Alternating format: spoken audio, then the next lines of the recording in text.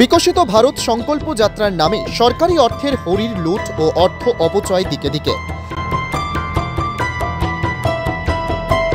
কচিকাঁচা school পড়ুয়া আর গুটি কয়েক মণ্ডল ঘনিষ্ঠদের দর্শক আসনে বসিয়ে রাজনৈতিক ভাষণ দিয়ে বিকশিত ভারত সংকল্প যাত্রা ও প্রতি ঘরে সুশাসনের বার্তা দিলেন কেন্দ্রীয় প্রতিমন্ত্রী প্রতিমা ভৌমিক।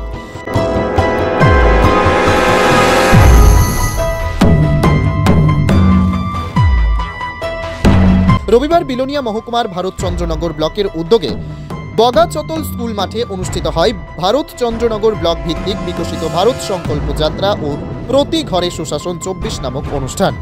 অনুষ্ঠানের প্রধান অতিথি ছিলেন কেন্দ্রীয় প্রতিমন্ত্রী প্রতিমা ভৌমিক। উদ্যোক্তাদের আয়োজনে কোনো খামতি ছিল না। কেন্দ্রীয় মন্ত্রীকে স্বাগত জানাতে মহকুমা ব্লক প্রশাসন সকলেই তৈরি। মঞ্চে কেন্দ্রীয় প্রতিমন্ত্রীর পাশে ছিলেন এমএলএ স্বপ্না মজুমদার, ভারতচন্দ্রনগর পঞ্চায়েত সমিতির chairperson Putul Pal Biswas, BDO Bharatchandranagar block Kaveri Nath, DCM Arijit Pal, SDM Tong Singh, MDC Subrata Reang, BJP Rajnagar mandal সভাপতি রঞ্জিত সরকার। মঞ্চের চেয়ার কানায় কানায় ভর্তি হলেও দর্শক আসন বা শ্রোতাদের জন্য পাতা চেয়ার ছিল শূন্য। সামনের কিছু চেয়ারে স্কুল পড়ুয়া কচিকাচারা, যারা জানেনও না বিকশিত ভারত সংকল্প যাত্রা খায় না মাথায় দেয়, তারা ব্যস্ত নিজেদের মতো করে আপন মনে খেলায়। কেন্দ্রীয় সরকারের প্রকল্পগুলির অর্থ এভাবে হরির লুট ছাড়া আর কিছুই না। অনুষ্ঠানে মণ্ডল ঘনিষ্ঠ অল্প কিছু মানুষ মঞ্চে অতিথি বসা থেকে নামা পর্যন্ত হাততালিতে ব্যস্ত ছিল।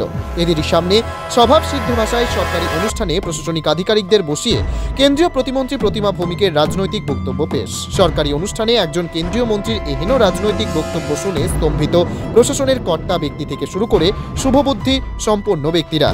অন্যদিকে মেলাকে ঘিরে বিভিন্ন সরকারি দপ্তরের নামে স্টল খোলা হলেও প্রায় স্টলেই ছিল না কোনো সরকারি আধিকারিক। সব মিলে বিকশিত ভারত সংকল্প যাত্রা বা প্রতি ঘরে সুশাসন 24-এর নামে এই দিন বগাচতল দেখল প্রশাসনের উদ্যোগে সরকারি অর্থের কিভাবে অপচয় করা যায়।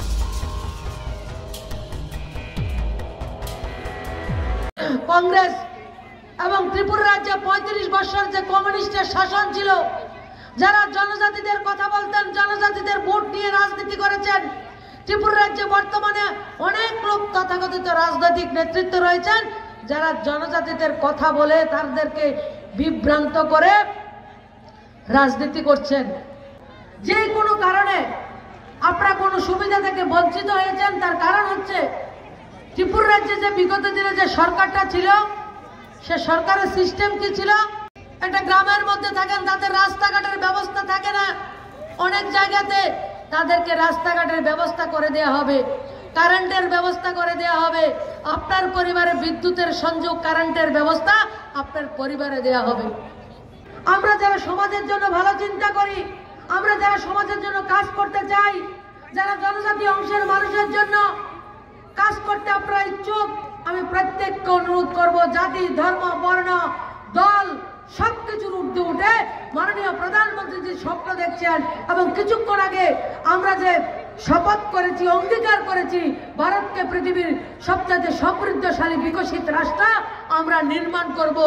প্রত্যেকটা ত্রিপুরা রাজ্যের জনগোষ্ঠীর প্রত্যেকটা নাগরিক জাতি ধর্ম নির্বিশেষে প্রত্যেক সম্পূর্ণ হবে, প্রত্যেকে বিকশিত হবে, প্রত্যেক নাগরিক আত্মনির্ভর হবে, একটা ব্যক্তি আত্মনির্ভর হবে, আমার দেশ আত্মনির্ভর হবে। কোনো ব্যক্তি যদি আত্মনির্ভরতা না থাকে তাহলে দেশ বিকশিত হবে না। সেই স্বপ্নকে আমরা বাস্তবায়িত করব। এটাই হচ্ছে বিকশিত ভারতের সংকল্প যাত্রা। অঞ্চলের নাগরিক যারা আমার বক্তব্য শুনছেন মিডিয়া, সোশ্যাল মিডিয়ার মাধ্যমে, সবাইকে বিনম্রভাবে অনুরোধ করব, শহর থেকে গ্রাম, পঞ্চায়েত থেকে ভিলেজ কাউন্সিল পঞ্চায়েত পর্যন্ত ত্রিপুরা রাজ্যের প্রত্যেকটা নাগরিক আপনারা এগিয়ে আসুন। জনপ্রতিনিধি, আধিকারিক যারা সমাজের জন্য সমর্পিত, আমাদের কাছে সুবর্ণ সুযোগ, আমাদের কাছে সুবর্ণ সুযোগ। যাদের কাছে গাড়ি গেছে দল করবে এবং যেই দলের সরকার থাকবে তাকে সম্পূর্ণ সুবিধা দেওয়া হবে। তার পরিবারের কোনো ধরনের আত্মীয় নেতা থাকবে, সমস্ত সুবিধা উনি পাবেন। যাদের যোগাযোগ থাকবে, যাদের বলার অধিকার থাকবে, তারাই অধিকার পাবে। সেই সিস্টেম আমাদের রাজ্যে ছিল, আমাদের দেশে ছিল, কিন্তু মাননীয় প্রধানমন্ত্রী যে সিস্টেমকে ভেঙে জনতার সিস্টেম করেছেন, নাগরিকদের সিস্টেম করেছেন, সবকা সাথ সবকা বিকাশের এক সিস্টেম উনি ডেভেলপ করেছেন। গত 9 বছরে যে কোনো কারণে আমার এই কাশারি বিসির আমার জনজাতি কোনো মায়েরা ঘর থেকে বঞ্চিত হয়েছেন, ঘরের লাভ আপনারা